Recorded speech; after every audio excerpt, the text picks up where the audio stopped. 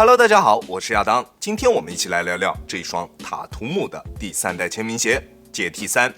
作为联盟当中颇具人气的新人，塔图姆的签名鞋一直不温不火。从第1代被人饱受诟病的超大面积镂空，到第2代引入直板的鞋面，塔图姆的篮球鞋好像一直都还没有找到一个精准的定位。你要是问我它的签名鞋到底适配的人群是哪一些，我还真回答不上来。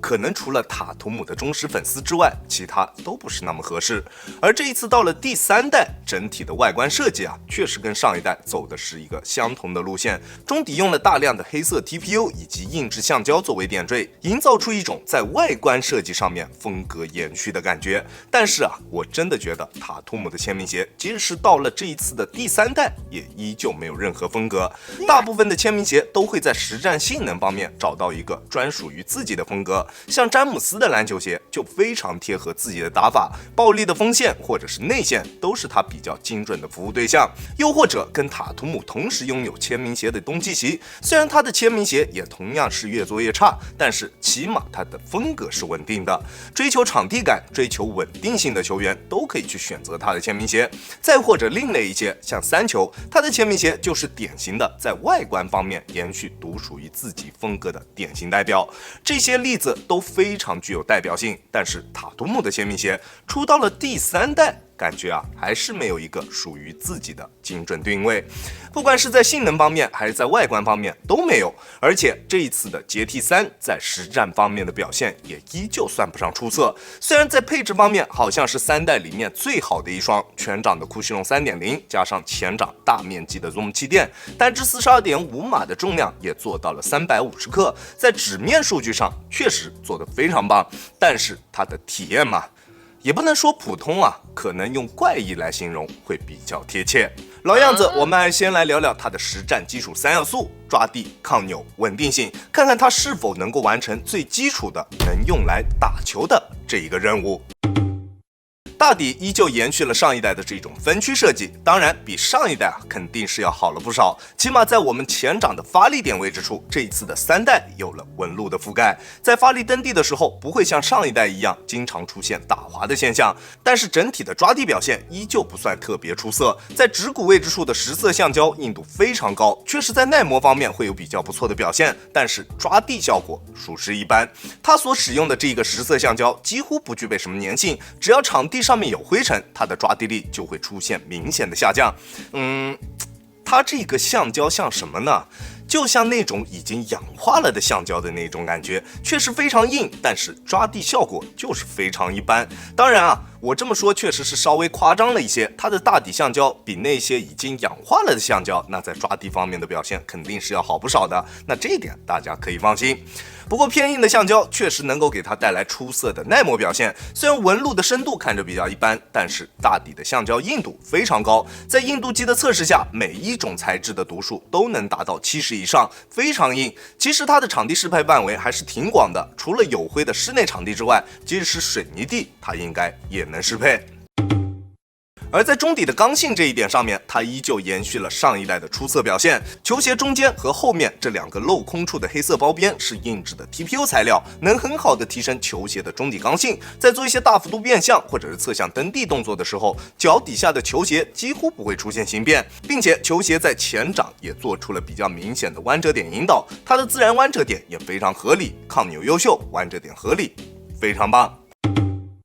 而在稳定性方面，它的表现只能算是一般。大底的面积非常宽大，并且造型也比较平整，中底的重心也不算太高，但是它后跟外侧这一处的镂空以及偏窄的弧形后跟，再加上库西隆 3.0 本来就比较软的材料特性，在做防侧翻测试的时候，能明显感觉到它的后跟会有一点点不太稳定的感觉，对于脚踝力量会有一定的要求，当然要求也不会太高，只要你不是脚踝力量特别薄弱，经常容易崴脚的兄弟，那这一双鞋你应该就能轻松驾驭，好吧 ？OK， 这一双塔图姆3代在篮球鞋的基础3要素方面没有什么太大的问题，除了在有灰的室内木地板上面抓地不是特别出色，以及后跟会稍微有一点点不是太稳以外，其他方面都表现得非常棒。这就说明了它有着不低的实战下限，绝对是可以满足实战需求的，但是它的上限，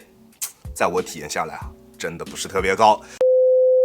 脚型适配方面，它的鞋楦依旧是耐克现在广泛使用的亚洲版鞋楦。对于像我这样的窄脚来说，确实前掌会有一点点的偏宽，当然这样也让它拥有了更广的脚型适配范围。基本上只要你的脚不是那种超级无敌大宽脚，那你就可以去选择这一双鞋，并且还能得到比较不错的包裹感受。虽然我穿这一双鞋的时候会觉得它的前掌有一点点的偏宽，但是它的静态包裹以及动态锁定都没有什么问题。在变向的时候，双脚在鞋内不会出现位移，在急停急起的时候也完全不会有任何掉跟或者是顶脚趾的情况出现，并且相比上一代，它在鞋面的舒适度方面可以说是得到了一个史诗级的提升。上一代的帆布鞋面是真的硬，弯折点卡脚的问题在塔图姆2代身上非常的明显，而这一代的鞋面明显会比上一代柔软了不少，在实战的过程中完全不会出现像什么弯折点卡脚或者是鞋面磨脚之类的问题，并且这种梭织材料的鞋面在强度方面的表现也同样非常出色，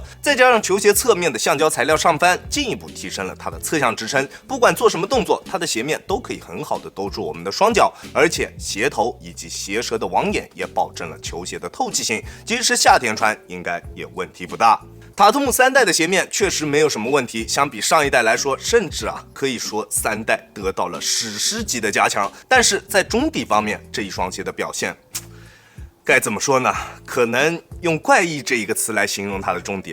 最为合适。这一次的中底使用了酷榭龙 3.0 的框架，加上前掌一块大面积的 Zoom 气垫，并且在酷榭龙外部还用了硬质的橡胶以及 TPU 材料进行了加固。配置确实不算低，但是在实战的体验上真的不是特别好。想必体验过酷榭龙 3.0 的兄弟们应该都知道，它是比较软的，一上脚它就能提供给我们非常出色的脚感，但是当我们穿上它开始跑动的时候，你就能明显感觉到中底那一种强烈的割裂感。被硬质材料包围起来的中底材料，这一部分的体验会明显要硬一些，而这些开口位置处的中底则会有非常明显的形变空间，踩上去就会明显偏软，一硬一软，一软一硬。这一双鞋的中底给了我一种此起彼伏的感觉，像海浪一样一波接着一波，中底的一体性非常差，断层感非常明显。确实，捷 T3 有着出色的脚感，不错的包裹，并且不管是在缓震还是反应性方面都有着拔群的表现。后跟的缓震出色，我180斤的体重在单纯用脚后跟着地的时候也完全不会有震脚的感觉。前掌的大面积 Zoom 气垫在我们突破的时候也能提供给我们一定的力反馈，在发力蹬地的时候脚底下的感觉非常直接，完全不会有泄力的感觉，但是它中底那种强烈的割裂感体验真的不是特别好，即使你就是正常的穿着走走路，也能感觉到它中底材料软硬的变化，真的是一种非常奇妙的体验。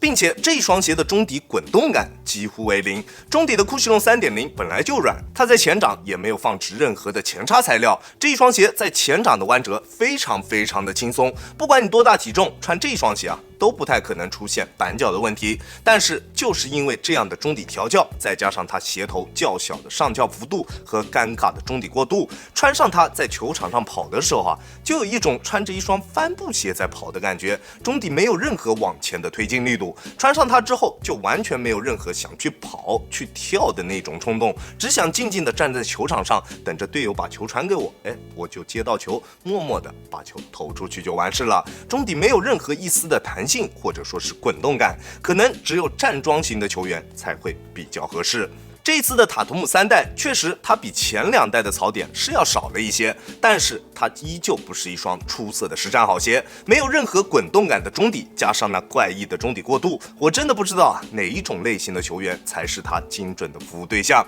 可能还是跟上一代一样，只有塔图姆的死忠粉才是它最坚实的拥护者吧。OK， 这就是本期视频的全部内容了。再次感谢大家观看本期的亚良球鞋。如果你觉得我的视频还有点意思，欢迎大家在各大平台搜索亚良球鞋找到我，记得要点击关注这会对我有非常大的帮助。好了，那我们下期视频再见吧，大家有空来做 ，Peace。